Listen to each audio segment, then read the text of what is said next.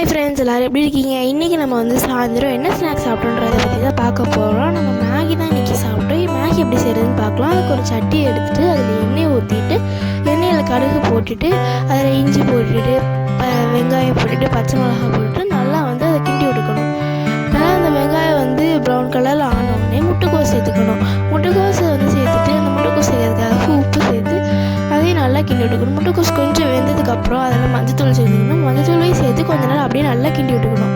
நல்லா கிண்டி விட்டதுக்கப்புறமா தக்காளி சேர்த்துக்கணும்.